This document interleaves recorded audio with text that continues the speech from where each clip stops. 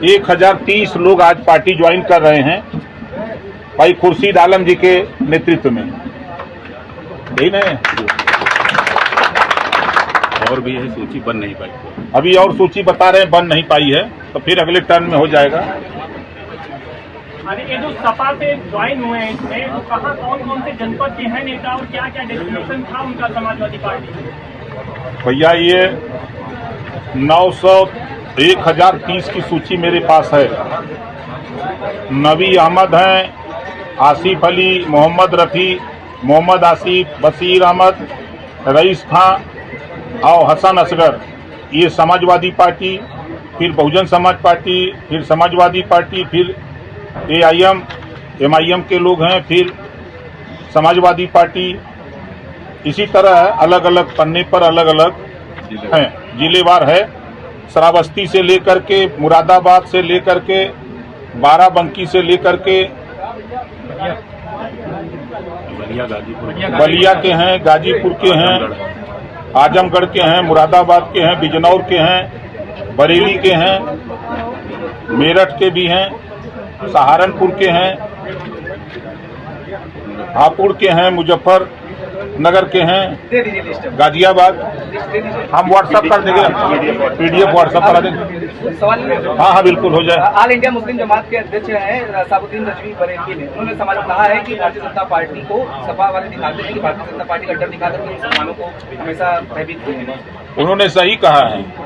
देखिए, मैं कहता हूं ना कि समाजवादी पार्टी में जितने भी विधायक सांसद हैं, जितने नेता हैं, वो लोडर का काम करते हैं। 4 बार मुसलमानों ने वोट देकर के यादव को मुख्यमंत्री बनाया।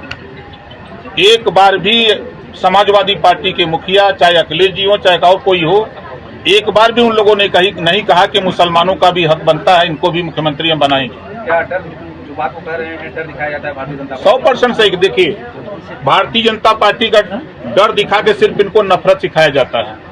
इनको कभी समाजवादी पार्टी, कांग्रेस, बसपा के लोग शिक्षा की बात किए हो तो बताइए। इनके रोजगार के लिए, नौकरी के लिए, आजादी के बाद नौकरियों में 38% मुसलमान था। आज इतना विकास कांग्रेस, सपा, बसपा के लोगों ने किया कि आज 1% नहीं है। ये सिर्फ नफरत सिखाते हैं लोग कि आप भाजपा से खा जाएगी, भाजपा रहने नहीं देगी। अभी आपने शाहीन बाग की चर्चा सुना ही होगा कि देश से मुसलमानों को निकाल दिया जाएगा, और NRC CA लागू हुआ, एक भी पूरे देश से मुसलमान निकला।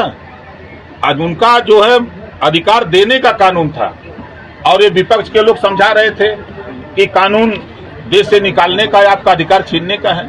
तो विपक्ष के लोग हमेशा नफरत की बात करते हैं, और यहाँ सबका साथ सबका विकास हो रहा है। आपके मंत्री साथी हैं जयवीर सिंह, उन्होंने अजान को लेकर के जो बातें कही, उसके बाद विरोध में भी बयान आ रहे हैं कि घंटी और उससे भी डिस्टर्बेंस होता है।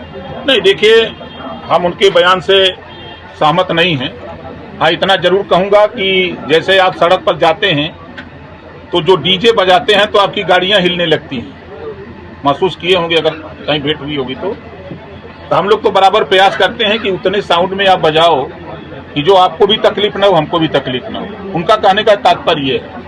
अच्छा, एक सवाल और बन रहा है, कल आपका वीडियो एक समाजवादी पार्टी के उससे पोस्ट किया गया है, वो वीडियो काफी चर्चा में है कि आप कुर्सी पर बैठे हुए किसी के फरियाद सुनने गए थे और फरियादी जो है वो नीचे बैठा है, उसको लेकर सवाल खड़े कर रहे हैं। देखिए, समाजवादी पार्टी को विचारों की, सिद्धांतों की लड़ाई तो लड़ते नहीं। अगर वो लड़ते तो मुसलमानों को शिक्षा की बात करते, स्वास्थ्य की बात करते, रोजगार की बात करते, नौकरी की बात करते। सत्ता पाने के बाद समाजवादी पार्टी के नेता अखिलेश यादव जी अपनी बिरादरी को खाली बढ़ाने का काम करते हैं। मैं जो वीडियो दिखा रहे हैं, उसके बेटे की एक्सीडेंट में डेथ हुई थी। अब वो रो रही है तो कुर्सी पर बैठ करके पैर पकड़ के रोएगी। उनको इतना ज्ञान होना चाहिए, पोस्ट करने वाले लोगों को भी ज्ञान होना चाहिए